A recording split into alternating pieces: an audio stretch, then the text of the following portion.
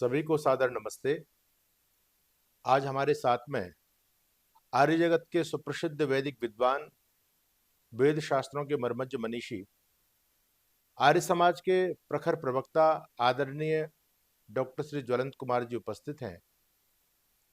तो इस सुखद संवाद के लिए आदरणीय डॉक्टर साहब, मैं आपका अभिनंदन करता हूं, स्वागत करता हूं। स्वामी नमस्ते। और आप वेदों के बड़े प्रकांड विद्वान हैं और आर्य समाज के बड़े मूर्धन्य विद्वान माने जाते हैं आप। तो कुछ वेद को लेकर के कुछ चर्चा करेंगे डॉक्टर साहब जी आज हमारे सामने बहुत सारे विद्वानों के वेद भाष्य उपलब्ध हैं, जी पौराणिक विद्वानों के और महर्षि दयानंद सरस्वती के। लेकिन महर्षि दयानंद सरस्वती जी महाराज का जो वेद भाष्य है, उसको लेकर के कुछ पौराणिक लोग, कुछ विद्वान लोग प्रश्न चिन्ह खड़ा करते हैं, प्रश्न करते हैं कि स्वामी जी का जो वेद भाष्य है वो कोई परंपरागत नहीं है। अन्य लोगों का वेद भाष्य परंपरागत है, ऋषि दयानंद की क्या परंपरा है जो उन्होंने वेदों का भाष्य किया। तो मेरा आपसे पहला सवाल यह है डॉक्टर साहब कि स्वामी दयानंद जी महाराज की वेदार्थ परंपरा क्या है। स्वामी जी, आपका बहुत बहुत धन्यवाद और बहुत सामयिक और समीचीन प्रश्न आपने किया है। स्वामी दयानंद का भाष्य ही परंपरागत है, ये जो लोग कहते हैं वो जानते नहीं है। क्योंकि वेदों के बारे में ऋषियों का क्या मंतव्य है, वेद से ऋषियों का संबंध है। जी। इसलिए कहा जाता है ऋषियों मंत्र द्रष्टारा, कि मंत्र से जिसका संबंध होता है वही ऋषि होता है। मुनि और हो सकता है, आचार्य कोई हो सकता है, पंडित कोई हो सकता है, लेकिन ऋषि है तो उसका मंत्र से जरूर संबंध होगा। ऋषियों मंत्र द्रष्टारः कहा गया। तो ऋषियों ने मंत्र को किस रूप में देखा है आप देखेंगे। मैं इसलिए थोड़ा प्रमाण के लिए जी जी बताना चाहता हूं। उन्होंने कहा परंतु श्रुति सामान्य मात्रम, ये सूत्र है जैमिनी का। उसमें एक प्रश्न उठाया गया कि भाई वेद में बबर शब्द आता है, एक उदाहरण दिया। तो बबर तो ऐतिहासिक व्यक्ति है, किसी व्यक्ति का नाम बताया जा रहा है, और वेद को अपौरुषेय माना जाता है, स्वतः प्रमाण माना जाता है, उसमें इतिहास नहीं माना जाता है। और कोई भी ऋषि वेद में इतिहास नहीं मानता। कम से कम ये जो कपिल हैं, जैमिनी है, व्यास जी हैं, पतंजलि हैं, जिन्होंने वेदों की चर्चा की है अपने दर्शन में, इन चारों में से किसी ने नहीं कहा कि वेद जो है ऋषियों की वाणी। उन्होंने कहा ऋषियों ने व्यक्त किया है, वाणी परमात्मा की है, ज्ञान जो है परमात्मा का ही है। यहां तक कि व्यास ने भी लिखा अनादि निधना नित्या वागुत सृष्टा स्वयं हुआ, कि अनादि निधना नित्या है। शास्त्रोनित्वाद का अर्थ किया ब्रह्मसूत्र में शंकराचार्य जैसे मनीषी ने, कि शास्त्र का अर्थ वहां वेद है, ऋग्वेद आदि चारों वेद, और उसका योनि, उसका कारण ब्रह्म है। और उसके भाष्य में शंकराचार्य जी लिखते हैं इसलिए ब्रह्म का सर्वज्ञ होना सिद्ध होता है। तो पहली बात यह है कि महत्वपूर्ण बात है कि वेद परंपरागत रूप से अपौरुषेय माने जाते हैं, वेद स्वतः प्रमाण माने जाते हैं।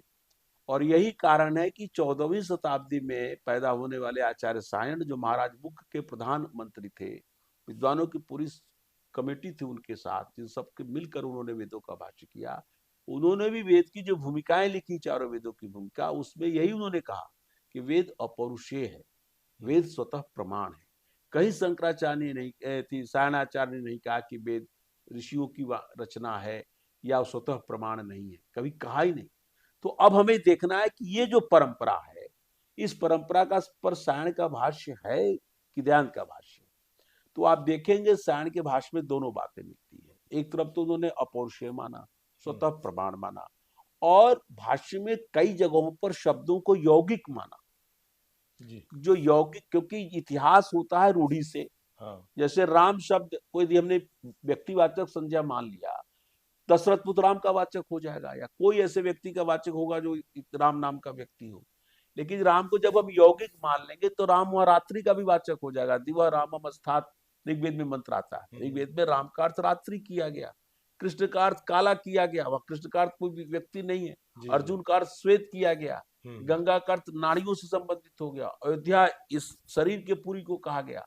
तो पहला सिद्धांत तो यही है, नाम च धातुज महानिरुक्ते सकटश्च तोकम, कि जो वेद के पद हैं यौगिक हैं। धातुज माह, नामाख्यानी, आख्यात जानी, जितने भी नाम है वो आख्यातज हैं, धातुज हैं, यौगिक हैं।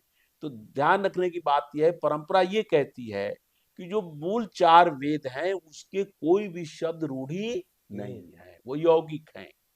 योग रूढ़ी भी हो सकते हैं कहीं यत्र तत्र, जैसे मान लीजिए पंकज शब्द है तो पंकज तो यौगिक है। यौगिक का मतलब है पंख से जो भी पैदा हो वो पंकज है। तो पंख में कीचड़ में कमल भी पैदा होता है, कीचड़ में धान भी पैदा होता है। तो हो सकता है आगे चलकर पंकज से कमल का बोध हो जाए, लेकिन पंकज को कोई रूढ़ी नहीं कहेगा। तो शास्त्र के अंदर या साहित्य के अंदर रूढ़ी के बिना काम नहीं चलता है। लेकिन वेद उस जमाने की किताब है, सृष्टि के आदि में होने के नाते, परमेश्वरीय ज्ञान होने के नाते उसमें रूढ़ी शब्द है ही नहीं। ऋषियों की मान्यता है, यास्क की मान्यता है। तो इस दृष्टि से, परंपरागत दृष्टि से तो स्वामी दयानंद का भाष्य सही ठहरता है, क्योंकि उन्होंने सब जगह यौगिक अर्थ किया है, जो मीमांसा के हिसाब से सही है, वेद व्यास जी के हिसाब से सही है, और निरुक्त के हिसाब से भी सही है। और इसलिए भी स्वामी दयानंद सही है कि ऐसे बहुत सारे शब्द हैं जहां सायण ने भी शब्दों को यौगिक ही अर्थ किया है। आप देखेंगे सायण भी, लेकिन सायण इस चीज को सब जगह पालन नहीं कर पाए। जैसे इंद्र शब्द आया तो सायण ने इंद्र को एक राजा भी मान लिया, इंद्र को एक देवता भी मान लिया, इंद्र को परमेश्वर भी मान लिया। उन्होंने निर्वचन दिया है ऋग्वेद के 1, 3, 4 में, प्रथम मंडल के 3 सूक्त के 4 मंत्र में। तो वहां उन्होंने कहा कि इंद्र जो है सच परमेश्वर शत्रुनाम दारयिता विषयिता इति शब्द, शत्रुओं को दारित करता है, दुष्टों को दंड देता है, उनको मारता है, माने दुष्टों को दलन करता है, इसलिए वो इंद्र परमेश्वर का वाचक है। तो स्वामी जी सब जगह इंद्र का यौगिक करेंगे, प्रसंग के अनुसार कहीं परमेश्वर होगा यदि परमेश्वरी धातु से, कहीं यदि इंद्र जो है वो सेनापति हो जाएगा। कॉमन रूप से किसी इंद्र राजा माने एक किसी व्यक्ति राजा का नहीं, एक राजा कैसा हो उसका वर्णन करने वाला हो जाएगा। इंद्र जीवात्मा का भी वाचक हो जाएगा, इंद्रियम इंद्रलिंगम जो पाणिनि का सूत्र है, तो जीवात्मा का वाचक हो जाएगा, सेनापति का वाचक हो जाएगा, किसी राज व्यवस्था के लिए राजा का वाचक बन जाएगा, लेकिन पर्टिकुलर व्यक्ति वाचक नहीं बनेगा। ऐसे ही विष्णु जो मिलेगा, वेद में विष्णु व्यापक, वेवेष्टियो चराचरम जगत से विष्णु हो जाएगा। वेद में विष्णु शब्द उस विष्णु का वाचक नहीं हुआ जो लक्ष्मी का पति है। यदि किसी काल में कोई देवता हुए होंगे विष्णु, उपेंद्र उनको कहा गया, हो सकता है कि इंद्र लोक रहा हो, इंद्र राजा रहा हो, उनके छोटे भाई विष्णु रहे, उनकी पत्नी लक्ष्मी रही हो, लेकिन वो विष्णु पुराणों में वर्णित हो सकता है और महाभारत में हो सकता है। लेकिन वेद में विष्णु शब्द अपने व्यापकत्व अर्थ को प्रसंग के अनुसार प्रकरणशः मंत्रा निर्वक्तव्या नैक पदानि निर्ब्रूयात्, कि एक पद को लेकर नहीं करना है, प्रसंग प्रकरण देख के तो यौगिक है और ऋषियों के दृष्टि से अपौरुषीय है। तो परंपरा तो स्वामी जी के साथ है। एक ही उदाहरण दूंगा, ज्यादा नहीं। वेद में गोत्रा शब्द आता है ऋग्वेद में, और गोत्रा शब्द का 20 जगह गोत्रा शब्द आता है। 20 नबी होगा तो कई जगह तो आता ही है, मैंने गो भी शब्द 35 जगह पर आता है। कहीं भी गो शब्द का अर्थ गो मांस नहीं किया है, वो आगे प्रकरण आएगा। गो विकार के अर्थ में गो के दुग्ध है, गो के दही है, गौ का वाणी भी अर्थ है, इससे मिलेगा। खुद सायण ने ऐसे अर्थ किए हैं। तो ऐसे ही जो है गोत्रा शब्द यास्क ने निघंटु में पृथ्वी के प्रारंभ में 21 नामों की चर्चा की है। गौ, गमा, क्षमा, कुनोई और अंत में कहा गोत्रा भी आता है। इति 21 पृथ्वी नाम धेयानी, ये 21 शब्द पृथ्वी के अर्थ में है। और पूरे सायण के भाष्य में देख लीजिएगा, गोत्रा शब्द कहीं भी पृथ्वी के अर्थ में नहीं है। तो क्या क्या किया जाए? तो सत्वर सामश्रमी ने लिखा कि गोत्रा शब्द का कहीं भी पृथ्वी अर्थ न किए जाने से सायण भाष्य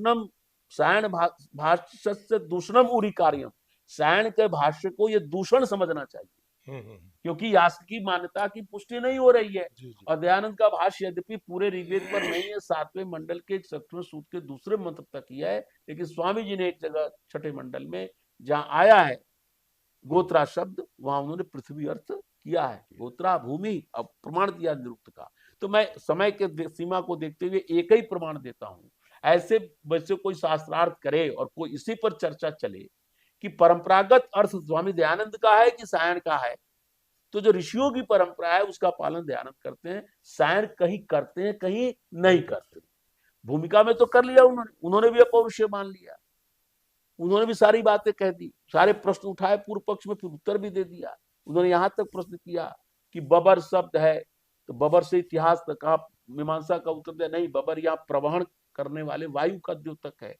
कठ है, कलाप है, तैतरीय शब्द है। इस नाम के ऋषि ने कठ संहिता, कलापक संहिता, तैतरीय संहिता है। तो क्यों नहीं इसको वाल्मीकि रामायण, वाल्मीकि से जुड़ा हुआ है, व्यास से वैयासकी महाभारत जुड़ा हुआ है। ऐसे कठ ऋषि से कठ संहिता को मान ले, कलापक ऋषि से कलाप संहिता को मान ले, तैतरीय ऋषि से तैतरीय जो संहिता है कृष्ण यजुर्वेद की उसको मान ले। तो इसका उत्तर दिया खुद सैन ने मीमांसा के सूत्र को कोट करते हुए, आख्या प्रवचनात्, कि ये तो प्रवचन करने वाले हैं, ये स्कूल साध के दृष्टि में जिसको संप्रदाय मैंने मत मजहब नहीं, स्कूल, ये कठ स्कूल है, कठ संप्रदाय है, जो कृष्ण यजुर्वेद के कठ संप्रदाय हैं, जिसमें ये मंत्र हैं, कुछ ब्राह्मण भाग हैं, ये तैतरीय संप्रदाय है।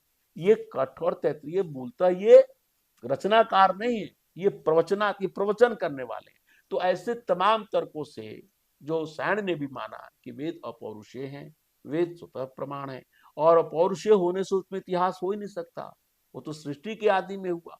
और आप आश्चर्य करेंगे, स्वामी जी सैन ने एक बहुत बढ़िया मंत्र कोट किया है तैतरीय आरण्यक का, अजान हवई पृष्ठिन तपस्यमानान स्वयंभू ब्रह्म अभ्यानर्षत।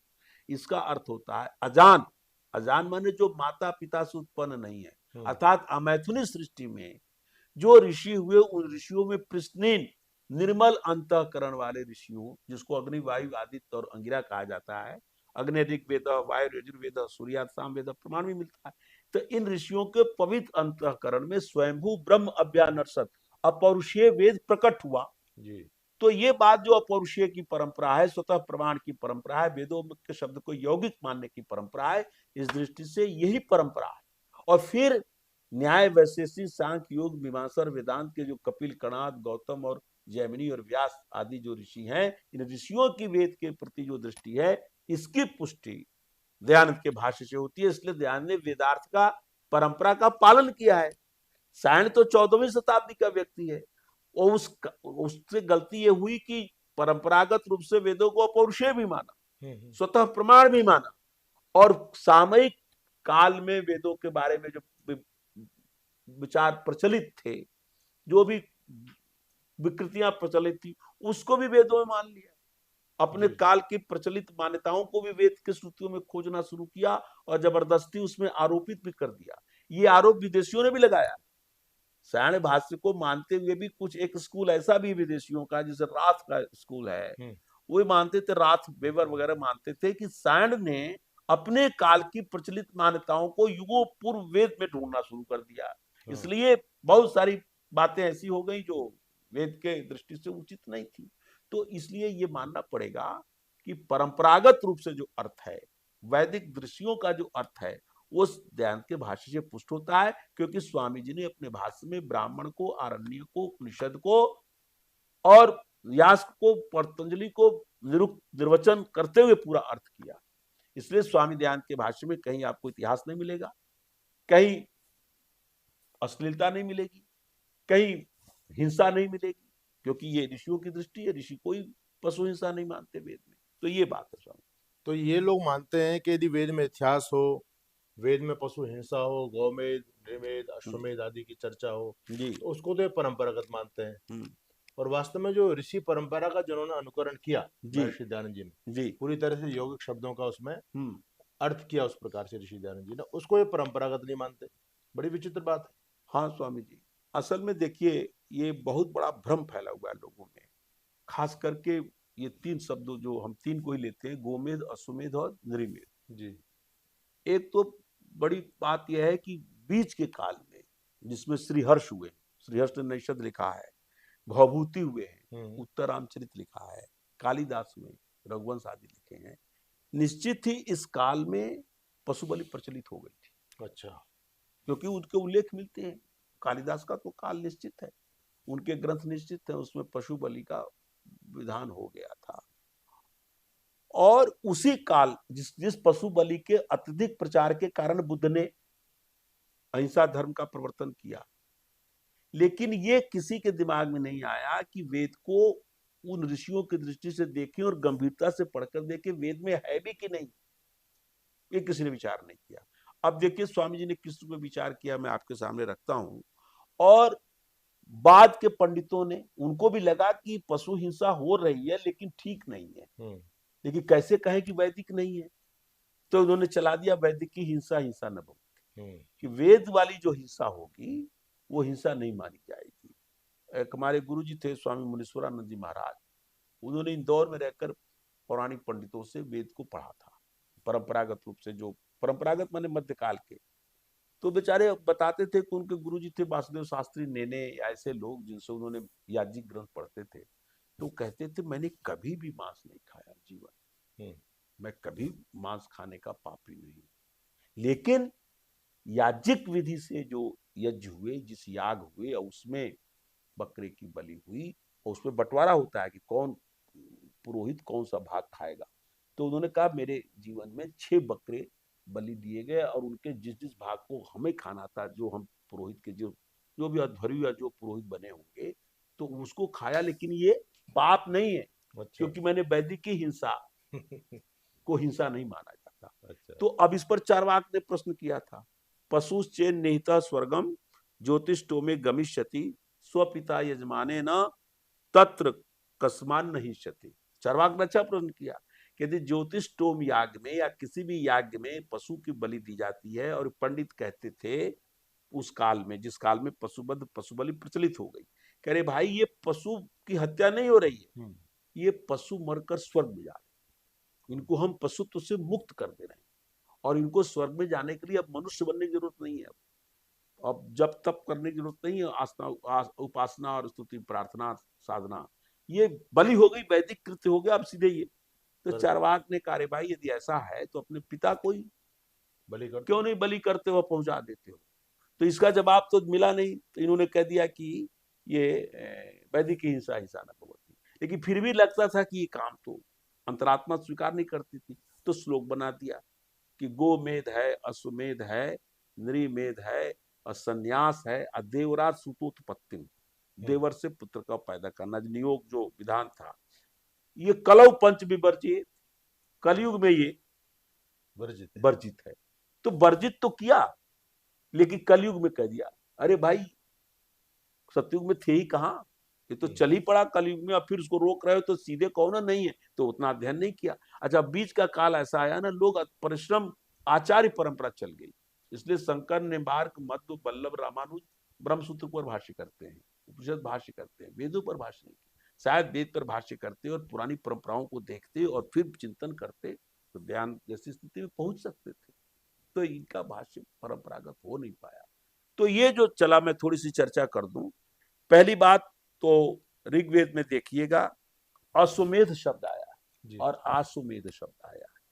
स्वामी दयानंद ने अश्व का अर्थ किया सतपथ ब्राह्मण के प्रमाण से, राष्ट्रम ही अश्व, और आज भी आप देखते हैं बल को बताने के लिए, पावर को बताने के लिए हम कहते हैं ना हॉर्स पावर, क्यों कहते हैं, एक बल का वाचक एक प्रकार से। तो अश्वमेध यज्ञ भी वो करता था, राजा जो प्रतापी होता था, बलशाली होता था, न्यायी होता था, फिर घोड़ा छोड़ देता था, भाई घोड़े को पकड़ो फिर हमसे युद्ध करो, नहीं तो मान लो, तो वो राष्ट्र के परिपालन से संबंधित था अश्वमेध। लेकिन इसी प्रकार गोमेध जो था कृषि से संबंधित था। इसका सबसे बड़ा प्रमाण यह है कि गोमेध का अपभ्रंश गोमेज बन गया, और ये पारसी भाषा में है, जिंद भाषा में, जंद, जिसका ग्रंथ जंदावेस्ता है, जंदावेस्ता में गोमेज शब्द मिला, और वहां प्रकरण पढ़ा गया, गोमेज जहां लिखा है वहां कृषि अर्थ है, एग्रीकल्चर अर्थ है। ये मैं नहीं कह रहा हूं, प्रोफेसर मार्टिन हाग ने लिखा, जो सबसे बड़े जंदावेस्ता के अध्येता हुए। तो इसलिए रघुनंदन शर्मा ने दिखाया कि गोमेध शब्द मिला भी अपभ्रंश रूप में, तो वहां भी अपने असली अर्थ में गया, कृषि के अर्थ में गया, और वो प्रमाण है अन्नमी गौ, अन्न, कृषि, भूमि, गौ का भूमि अर्थ भी होता है, वाणी भी है, इंद्रिय भी है, किरण भी है, आदित्य भी है, जहां जो प्रकरण है उस प्रकरण से अर्थ होगा। लेकिन कहीं भी गोमेध शब्द जो है पशु बलि के अर्थ में नहीं है, इसके लिए सबसे बड़ा प्रमाण गोमेज है। लेकिन सायण ने अश्वमेध का अर्थ भी किया, ये भी महत्वपूर्ण बात है। उन्होंने राष्ट्रम अश्व पर ध्यान उनका नहीं गया कि राष्ट्रवाद और राष्ट्रीय जिससे इसको जोड़े, उन्होंने कह दिया अश्वमेध नाम का राजा। उन्होंने भी अश्वमेध का अर्थ कहीं नहीं किया घोड़े काट कर यज्ञ में डालना, अश्वमेध का अर्थ कर दिया अश्वमेध नाम के राजा का पुत्र, तद्धित प्रत्ययपत्र में अण प्रत्यय मान करके। तो ये भी नहीं विचार करते लोग कि अश्वमेध शब्द का घोड़े को काट के डालने के अर्थ में वेद के मंत्र में कम से कम ये अर्थ नहीं है। अब आगे चल करके प्रक्षेप हो गया, वाल्मीकि रामायण वगैरह में आप देखेंगे अश्वमेध यज्ञ है, और कितना घृणित विनियोग कर दिया महिधर ने कि घोड़े के अंग को काटा जाता है और उसके पास रानी सोती है, और क्या होता है कहना ही बेकार है। अश्वशिष्णम अपाकृष्य स्वयोनौ स्थापयति इति राजमहिषी, इतने जिसको हम हिंदी नहीं बोल सकते। तो ऐसे घृणित प्रथाएं चल पड़ी जो वेद के विरुद्ध है, वेदार्थ के विरुद्ध है, वैदिक परंपरा के विरुद्ध है। एक दो बात और कह के इस विषय को हम यहाँ पर समाप्त करेंगे। एक शब्द आता है नृमेध। नृमेध का अर्थ लोग कहते थे नरबली जी। लेकिन आप सोचो, नरबली तो अभी भी कहीं कहीं धोखा से तांत्रिक लोग, किसी महिला को बच्चा न पैदा हो रहा हो तो किसी दूसरे के बच्चे को बलि करा देते हैं, पकड़े जाते हैं, दंड होता है। लेकिन एक नृयज्ञ शब्द है, अमेध का अर्थ लोग यज्ञ करते हैं। तो नृयज्ञ का क्या अर्थ है? नृयज्ञ और तिथि पूजनम, जो पंच महायज्ञ है, ब्रह्म यज्ञ, देव यज्ञ, भूत यज्ञ, पितृयज्ञ और नृयज्ञ। तो वह नृयज्ञ का अर्थ अतिथि सत्कार है। नृ जिसका रूप बनता है ना नरो नरा। तो ये देखिए, ये वेद शब्द सत्कार के अर्थ में आया है। यज्ञ वहां अन्न के अर्थ में आया कि खिलाओ पिलाओ, श्राद्ध और तर्पण, इस अर्थ में आया है। तो इसलिए नृमेध हो, चाहे गोमेध हो, चाहे अश्वमेध हो, ये कहीं भी नहीं आता इस अर्थ में, ये जानिएगा। सायण ने भी इस प्रकार का प्रयोग नहीं किया है। एक बात अब गोमेध पर आएंगे। पाठकों को और श्रोताओं को यदि वो पढ़े वेदों को तो उनको जानकर आश्चर्य होगा कि चारों वेदों में कहीं भी गोमेध शब्द नहीं है। गोमेध शब्द ही नहीं है। और गोभी शब्द जो गौ का तृतीया बहुवचन है, 35 बार आया ऋग्वेद में। एक जगह कहीं भी गाय का मांस अर्थ नहीं किया सायण ने जी। वहां अर्थ किया गो विकार पय, पृथ्वी अर्थ किया। पृथ्वी है ही, गौ पृथ्वी का वाचक प्रथम ही निघंटु में है। पृथ्वी अर्थ किया है गो विकार, गो का चमड़ा।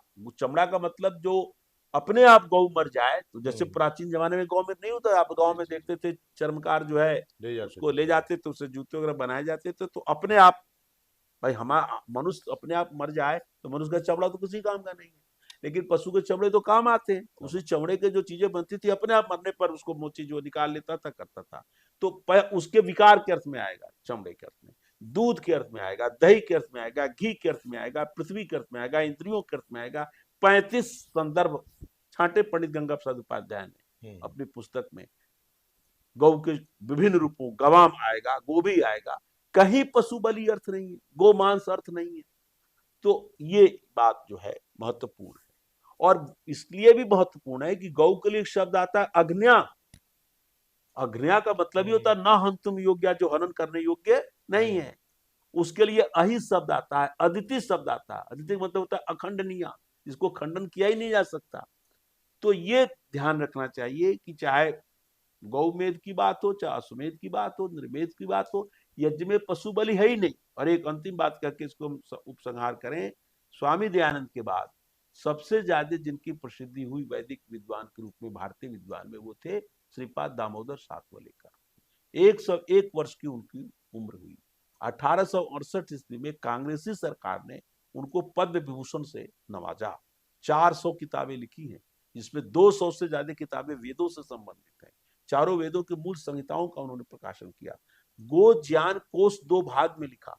दक्षिण के रहने वाले थे, महाराष्ट्र के थे वो श्रीपाद दामोदर सातवलेकर। उन्होंने चुनौती दी कि मूल वेद मंत्र से सिद्ध करो कहाँ है गो पशु बलि, मूल मंत्र बोलना वेद का। बाद के अनार्स ग्रंथों में आ गया, या आर्स ग्रंथों में प्रक्षेप आ गया। जैसे अश्वत्थ ब्राह्मण में दोनों मिलेगा। इसलिए दृष्टि मीमांसक ने कहा कि जहां कहा जा रहा है अन्नम ही गौ, जहां कहा रहा अश्वम ही राष्ट्र, राष्ट्रम ही अश्वा, वो तो मौलिक है, वो निर्वचन है। लेकिन जहां अश्वमेध का वो अर्थ दिखा रहे हो, वो अध्रिगो परिशिष्टम भवती। परिशिष्ट माने वो प्रक्षेप है, बाद का प्रक्षेप है। तो आर्ष ग्रंथों में प्रक्षेप भी हो गया, मनुस्मृति में बहुत सारे प्रक्षेप है, वाल्मीकि रामायण में पूरा उत्तरकांड प्रक्षेप है। तो उन्होंने चुनौती दी और कोई पंडित शास्त्रार्थ करने नहीं आया, लेकिन इसका प्रभाव हुआ कि पशु बलि की प्रथा भी दक्षिण में कम हो गई। और आर्य समाज ने पिछले 150 वर्षों में इतना प्रचार किया है कि अब पशु बलि यज्ञों में कम हो गई। कहीं कहीं देवी के मंदिरों में परंपरागत रूप से लोग दे रहे हैं, परंपरागत मध्यकाल के कारण दे रहे हैं, लेकिन ये कम हुआ है। वेद में इसका कोई प्रतिपादन नहीं है। तो ये चीज माननी चाहिए और पढ़ना चाहिए, लोगों को पढ़े तो ऋग्वेदादि भाषा को पढ़े। मैं तो कहता हूं कि वेदों पर जो भी प्रश्न कर रहे हैं, चाहे वो आधुनिक हो, वामपंथी हो, चाहे पौराणिक हो, चाहे सायण भाष्य मानने वाले हो, स्वामी दयानंद की वेद भाष्य भूमिका जो ऋग्वेदादि भाष्य भूमिका उसको पढ़ें और तब प्रश्न करें। जी। और सनातनी विद्वानों को भी कहूंगा कि अरे भाई वेद तो हमारे प्राण है, वेद की जिससे प्रतिष्ठा होती हो परंपरा से उसको मानो ना। ये अश्वमेध का जो अर्थ है या तुम लोगों ने जो कर रखा है, जो बहिधर ने गंदे अर्थ किए हैं, इससे वेद की प्रतिष्ठा होगी? स्वामी दयानंद को मानने में क्या दिक्कत है? कोई बात उन्होंने अपने मन से कही है क्या? लेकिन ये इसलिए घबरा जाते हैं कि स्वामी दयानंद का नाम लेंगे तो मूर्ति पूजा पर, मृतक श्राद्ध पर, वर्ण व्यवस्था, ये घबराहट इससे लिए। इनको वेद भाष्य में दयानंद को मानने में कोई परेशानी नहीं है, क्योंकि जानते हैं दयानंद भाष्य से ही वेदों की रक्षा होगी और ये ऋषि मुनियों कृत है। लेकिन दयानंद को कहेंगे तो वर्ण व्यवस्था जन्म की खत्म हो जाएगी, हमारा जो अधिकारवाद है। मृतक श्राद्ध में जो मालपुए उड़ाते हैं वो खत्म हो जाएंगे। मूर्ति पूजा छोड़ के हमें संध्या और अग्निहोत्र और गायत्री जप और ओम जप और योग के 8 मार्गों का पालन करना पड़ेगा। तो चढ़ावा जो चढ़ रहा है, इतना जो पैसा आ रहा है, ये बिना पूंजी का जो व्यापार हो रहा है पाखंड का, वो बंद हो जाएगा, इसलिए घबराते हैं। ये बात।